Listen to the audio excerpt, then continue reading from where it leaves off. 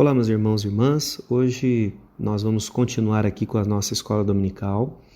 E de janeiro ao final de outubro, nós fizemos um panorama da teologia, de assuntos da teologia reformada, para que nós tenhamos uma linguagem comum, um conhecimento fundamentado, uma base, para que a partir de então a gente construa outros temas.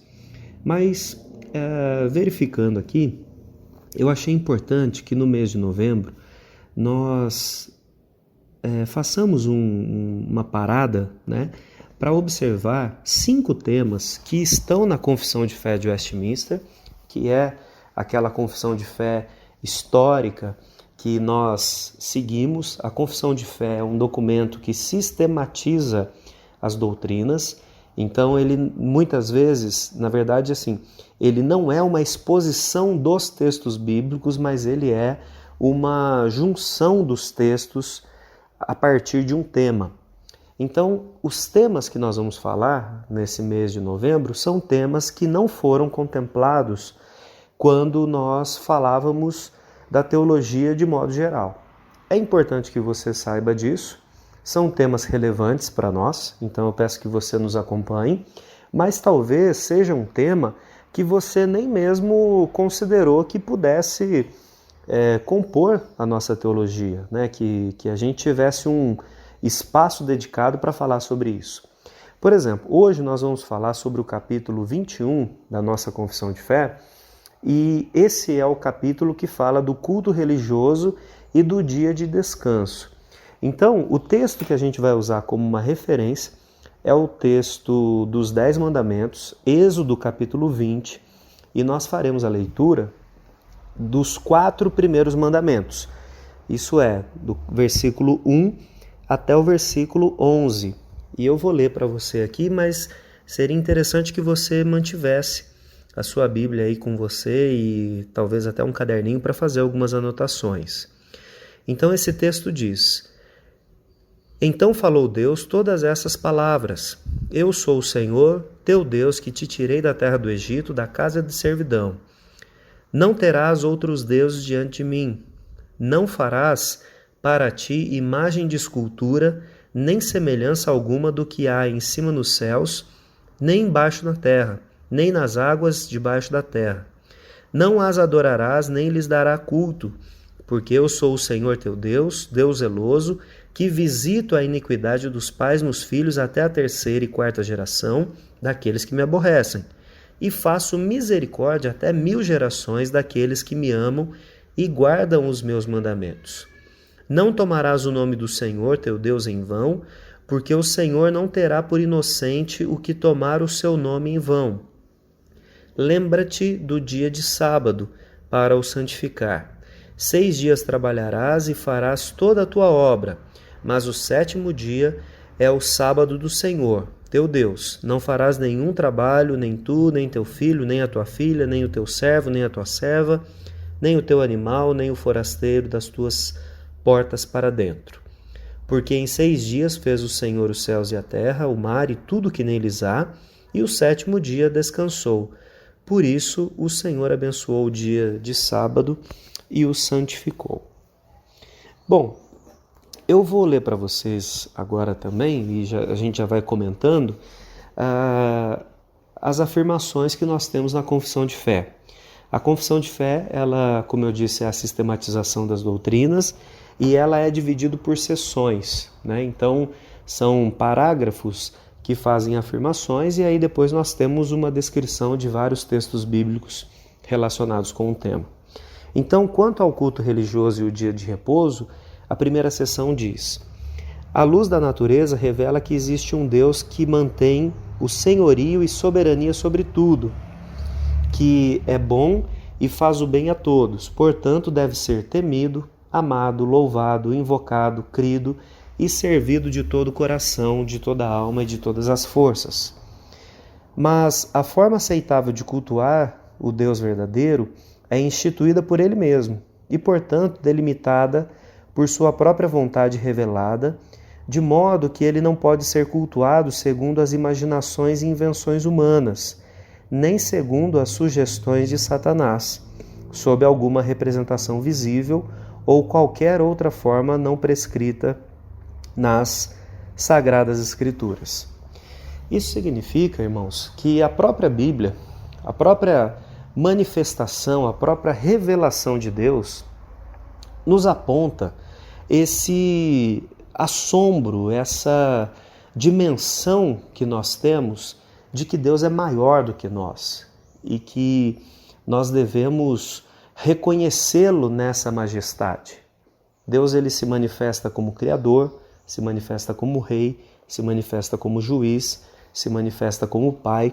Então todas essas esferas nos demonstram ou nos ensinam o quanto Deus é maior do que nós, que é o aspecto que nós chamamos de transcendente, mas o quanto Deus, ao tomar o nosso lugar na cruz, ao assumir sobre si o peso dos nossos pecados, sob a figura de pai e filho, né, sob a figura de consolador, o quanto ele é imanente também, ou seja, ele está próximo a nós.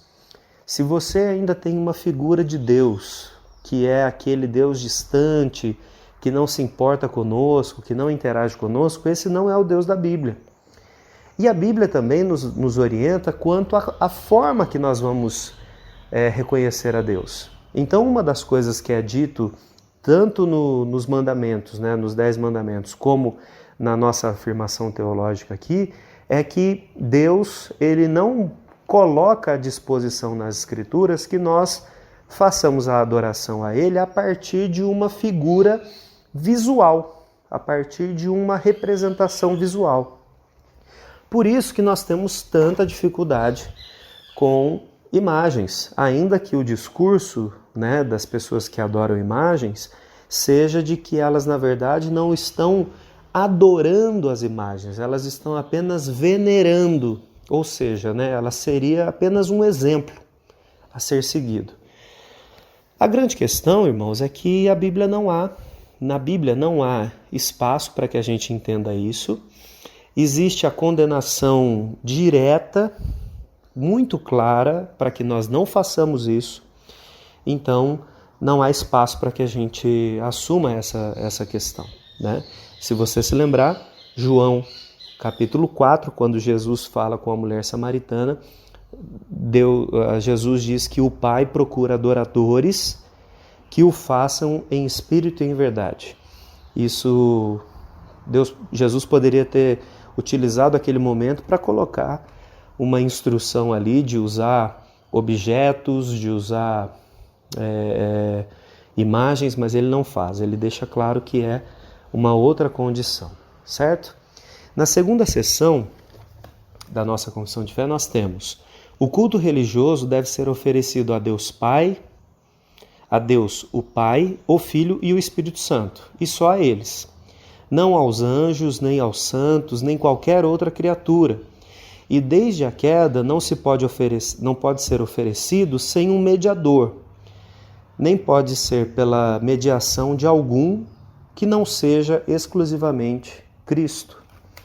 Então, mais uma vez aqui, uma afirmação de que nós adoramos exclusivamente a Deus. Então, aquela impressão, né, aquele desejo ou aquela curiosidade que muita gente tem com relação aos anjos, né, não cabe adoração a eles. Isso é descrito no Apocalipse quando muitas vezes João fica extasiado, de certa forma, diante de uma figura assim, e ali há claramente a afirmação de que não faça isso, eu sou um servo, né? Não existe espaço para adoração de seres, seja eles quem forem, né? E uma outra afirmação é importante: desde o momento da queda nós sempre precisamos de um mediador. Num primeiro momento foram sacrifícios, hoje nós não precisamos de sacrifício, porque Cristo é o nosso mediador por excelência. Então, recentemente eu ouvi que algumas igrejas de uma certa região aí do país tinham sido fechadas pelo Ministério Público e pela Vigilância Sanitária, porque eles estavam retornando a fazer sacrifícios dentro da igreja. Veja, Não é um ídolo, mas é uma atitude que contradiz o que a Bíblia nos ensina, porque nós não precisamos mais de um cordeiro, de uma ovelha, de uma pomba, seja lá qualquer animal que fosse prescrito no Antigo Testamento, porque Jesus é o nosso mediador. Ele recebeu a culpa que era nossa, então agora nós não precisamos mais dessas estratégias. A seção 3 diz assim: a oração com ações de graças, sendo uma parte especial do culto religioso, é por Deus requerida de todos os homens, e para que seja aceita tem de ser feita em nome do seu Filho, com o auxílio do seu Espírito, segundo a sua vontade, com entendimento, reverência, humildade, fervor, fé, amor e perseverança. E se for vocal, que seja numa língua conhecida.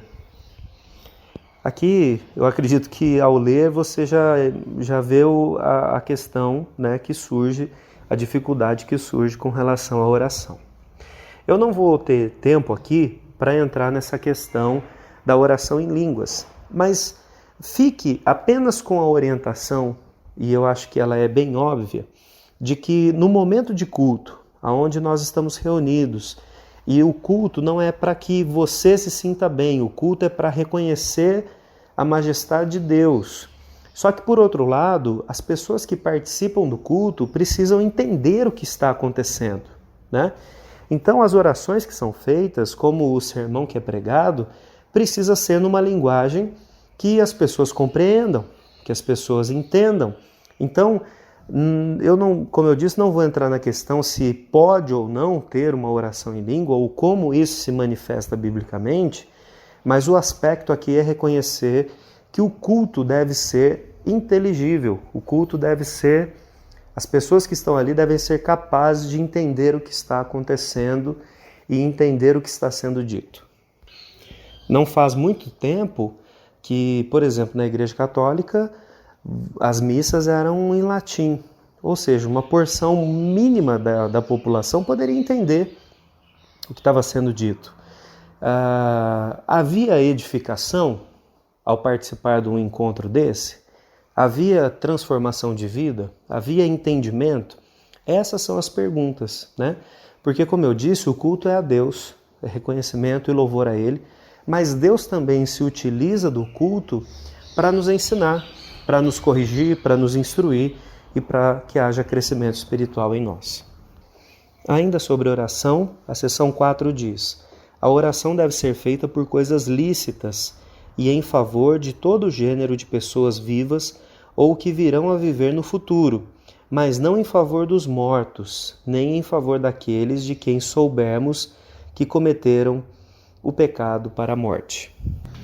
Esse ponto da confissão de fé vai contrapor a figura que acontece muitas vezes no contexto católico, de orar por mortos, de orar por pessoas que supostamente estão no purgatório ou até mesmo no inferno, para que Deus possa ter misericórdia deles e possa fazer com que eles saiam dessa condição para que entrem no paraíso, né? Então, o texto é claro dizendo que a gente não deve fazer esse tipo de oração e que as orações, elas são feitas, né? Eu não destaquei esse aspecto, mas devem ser feitas em nome de Jesus. Ou seja, quando nós oramos e terminamos dizendo em nome de Jesus, há o aspecto de que Ele é o mediador, que faz a nossa oração ser aceita, mas também de que aquilo que nós estamos dizendo concorda, ou Cristo concorda com aquilo que nós estamos dizendo. Então não é possível a gente pedir alguma coisa que seja contra Deus, por exemplo, porque isso é uma blasfêmia, né? E também as histórias, né, irmãos, vão surgindo. Então havia igreja aí orando para que o diabo se convertesse. Não é espaço, né, para a gente entender biblicamente que isso é lícito, que isso é possível. Por outro lado, interceder por doentes, interceder pela conversão, interceder pela liderança política do país, interceder pela cidade, pela própria igreja, tudo isso é lícito. Então a gente tem tanta coisa boa que a gente pode orar, que essas coisas que muitas vezes a gente ouve por aí, não era para ter espaço no nosso meio, né? A gente poderia se ocupar com coisas que estão muito mais claras na nossa vida. A seção 5 diz: a leitura das Escrituras, com santo e piedoso temor, a sã pregação e o consciencioso ouvir da palavra em obediência a Deus, com entendimento, fé e reverência, o cântico de salmos com graça no coração, e bem assim a devida administração e o digno recebimento dos sacramentos instituídos por Cristo são todos partes do culto religioso ordinário oferecido a Deus, além dos juramentos, dos votos, jejuns solenes e as ações de graças em ocasiões especiais. Assim devem, em seus diversos tempos e estações, ser usados de uma forma santa e religiosa. Esse tópico ele vai nos trazer a afirmação de que parte do culto e parte essencial desse modelo de culto que nós temos é a leitura e o entendimento da palavra. É necessário que a palavra seja exposta, né? É claro que a gente vai ter pregadores e pregadores. Alguns gostam de contar uma história, uma metáfora, outros são mais objetivos, mais restritos ao texto bíblico. O que está sendo dito aqui não é que existe um modelo padrão de pregação, ainda que se você é presbiteriano por um tempo e já tenha visto pastores passarem pela igreja, você vai ver que existe um padrão mais ou menos da retórica que é semelhante, né? Usando pontos ali, fazendo uma afirmação teológica e usando os pontos do texto para validar essa afirmação teológica, né? O aspecto importante para a gente destacar é que ele precisa ser claro. O culto é também um momento para ensino da palavra, e isso precisa ficar presente. Uma outra coisa é a gente entender que os sacramentos fazem parte desse momento de adoração. João Calvino, ele nos seus escritos coloca que a sua intenção era que todos os cultos o sacramento da Santa Ceia fosse realizado.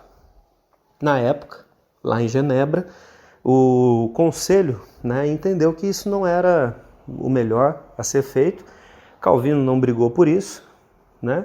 Mas historicamente nós sabemos que houve essa questão. Ele queria que fosse todas as semanas e a liderança da igreja entendeu que não era necessário. Mas a gente pode até discutir isso também hoje, né? Será que se todo culto houvesse a Santa Ceia, a gente se sentiria mais fortalecido espiritualmente, ou seria algo que cairia no uso comum e a gente não iria, sei lá, dar o valor, né, a essas coisas? Então, são discussões que tem inclusive na história da igreja. Eu gosto bastante da seção 6 aqui, que eu vou ler agora para você, onde diz assim: agora, sob o Evangelho, nem a oração, nem qualquer outra parte do culto religioso se restringe ou se faz mais aceitável a um certo lugar em que se ofereça ou para o qual se dirija, mas Deus deve ser adorado em todo lugar, em espírito e em verdade, tanto em família, diariamente e em secreto, estando cada um sozinho, como também mais solenemente, em assembleias públicas, que não devem ser descuidadas nem voluntariamente negligenciadas ou esquecidas, quando Deus, por meio de sua palavra ou por sua providência, proporcione ocasião. Essa sessão, irmãos, ela procura responder uma questão antiga, que era a de que a gente precisava ir ao templo para adorar a Deus, né? As escrituras nunca dizem que é só no templo que as pessoas encontrariam com Deus, né? Mas era a direção que elas fariam isso no templo. A gente, de certa forma, atualizou isso para a igreja. E havia, né, se você veio de um contexto católico, havia essa percepção de que a gente ia na casa de Deus, ou seja, Deus está lá morando na igreja, eu preciso estar lá com um sacerdote, eu preciso estar lá até com uma roupa específica ou com uma condição específica, né? O que essa sessão da nossa confissão de fé diz, eu acho que fica claro, não é que o culto na igreja possa ser desvalorizado. Não, ele está dizendo que sempre que for oportuno a gente deve cultuar a Deus em comunidade. Mas que o culto a Deus é muito mais do que estar na igreja, né? E a pandemia trouxe essa noção para nós, ou não, né? Eu espero que tenha trazido essa noção para nós de que nós podemos adorar a Deus sim na nossa casa. Na verdade, nós devemos fazer isso, né? Então vamos voltar aqui, né? A gente começa pessoalmente tendo a nossa adoração a Deus, através da nossa leitura bíblica, da oração, através das nossas disciplinas espirituais. Depois nós fazemos isso em família, né? E por fim nós fazemos isso em comunidade. Por que muitas vezes as pessoas reclamam de que o culto é frio, de que o culto não preenche o coração? Porque talvez essas pessoas não adoram a Deus nessas outras esferas. E aí, o culto público, ele é um momento para edificação. Mas você pode estar completamente desconectado dessa condição espiritual, né? É como se fosse assim, você passa a semana inteira sem lembrar de Deus, no domingo você quer vir aqui e ele fale no seu coração, aqueça o seu coração. Às vezes é difícil isso acontecer, né? E se isso acontece, é até um alerta, né? Um alerta para que você se aproxime de Deus diariamente, mas para que você também colabore para que o culto na igreja possa ser mais caloroso, né? Através de uma recepção calorosa, através de uma música que é cantada e toca o nosso coração, através de um sermão que é bem preparado. Enfim, todas essas coisas servem para a nossa edificação.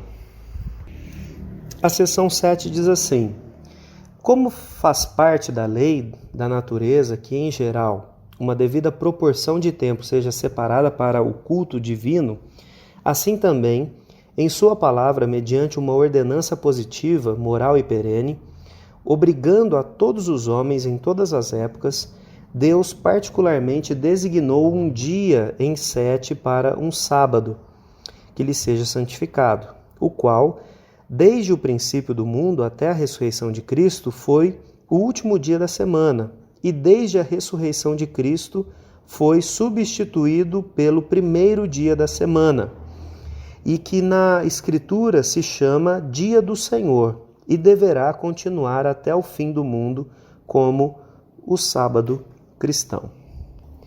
A seção 8 diz assim: este sábado é, pois, santificado ao Senhor, quando os homens, tendo devidamente preparado seus corações e de antemão ordenado seus afazeres comuns, não só observam todos os dias um santo repouso de suas próprias obras, palavras e pensamentos acerca de seus empreendimentos e recreações seculares, mas também ocupam todo o tempo nos exercícios públicos e particulares de seu culto, bem como nos deveres de necessidades e misericórdia. Essas duas sessões, irmãos, elas vão trazer um aspecto para mostrar para nós que a prioridade da nossa vida deve ser adorar a Deus. Então a gente faz isso todos os dias com tudo aquilo que nós fazemos, o nosso trabalho, o nosso cuidado com a família, os nossos relacionamentos. Mas que Deus separou um dia para que a gente dedique a Ele, né?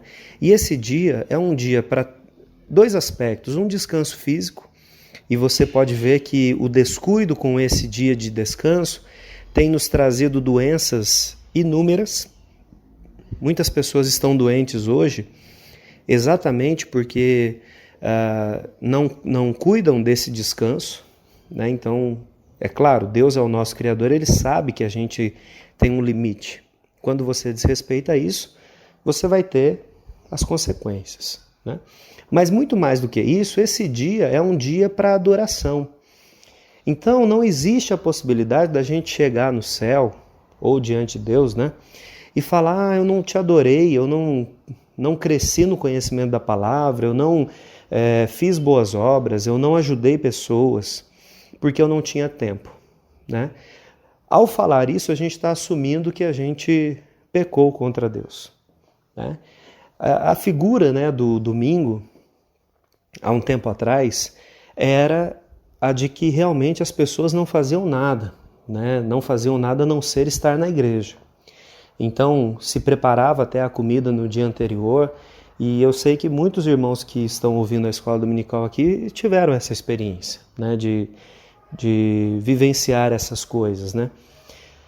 E hoje, infelizmente, nós estamos tão desatentos com as coisas espirituais que a gente tem usado o domingo como uma extensão para o trabalho. É como se Deus não pudesse nos suprir se nós não usarmos o domingo para trabalhar. Deus não pode fazer o meu negócio prosperar se eu não trabalhar no domingo. Deus não pode cuidar de mim se eu não usar as horas que eu teria para o descanso, para o momento com a família, né? Se eu não fizer isso, eu vou falir, né? E aí a gente volta no aspecto anterior, que era a questão da família, né? De cultuar a Deus em família. A gente às vezes pensa, nossa, mas eu não tenho tempo de fazer isso. Durante a semana, o filho sai cedo, volta tarde, tem escola, tem um monte de coisa. O domingo poderia ser esse dia, né? Para que no mínimo, na hora do almoço, ou ali, né, em algum momento do dia, você tirasse um tempo para orar juntos, para colocar, né, as coisas que são importantes para vocês e para louvar a Deus. Né? Louvar a Deus não é a mesma coisa que cantar. A gente pode cantar louvando a Deus também. Mas mais do que isso, ter um momento em família para verificar como estão os corações ali. Né? Aqui também a gente não vai ter o tempo para discutir a questão do domingo ser o nosso sábado, né? Mas você vai ver nas escrituras, especialmente no livro de Atos e nas cartas dos apóstolos, que quando eles se referem ao dia do Senhor, eles estão falando também de um momento de culto, né? De um dia de culto. E é o dia do Senhor porque foi no domingo, no primeiro dia da semana, que Cristo ressuscitou. É interessante a gente pensar nesse símbolo de que nós começamos a semana nos colocando diante do Senhor, né? Agora, se na dinâmica da sua vida você consegue ter o sábado e o domingo, né, para livres, que bom que você pode usar os 2 dias para se dedicar à oração, à leitura de um livro, a um momento com Deus mais aprofundado, né? O que precisa ficar claro para nós, irmãos, é que quando nós desrespeitamos as coisas de Deus, a gente tem essas consequências. Então é possível que você passe aí anos trabalhando de segunda a segunda, como a gente diz, e não tenha nenhum efeito. Mas um dia esse efeito chega. E a gente precisa entender, mais do que isso, que esse dia foi separado porque Deus sabe que nós precisamos de um tempo para voltar o nosso coração para Ele. Se a gente está tão atarefado que a gente não pode tirar um tempo para adorar a Deus, é um sinal de alerta bem grande de que nós estamos enxergando as coisas por uma perspectiva equivocada. Então, nós chegamos ao final dessa exposição do tema, nos lembrando de algumas coisas. Primeiro, que a gente deve adorar a Deus de acordo com o que as Escrituras dizem. Segundo, que a gente deve se esmerar, se dedicar a fazer essa adoração. Isso não acontece naturalmente, né, na nossa vida. Um outro aspecto da gente entender é que adorar a Deus é muito mais do que estar na igreja. Adorar a Deus é ter uma vida de comunhão com Ele.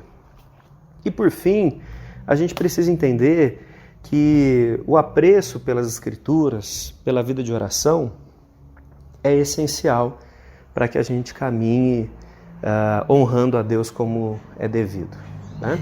Nós vamos falar ainda hoje sobre o aspecto da Reforma Protestante de somente a Deus a glória, e tem muito a ver com o que nós falamos hoje pela manhã. Que Deus te abençoe e que nós possamos de fato ser uma igreja que adora a Deus do jeito que Ele determina. Que você seja abençoado e um grande abraço.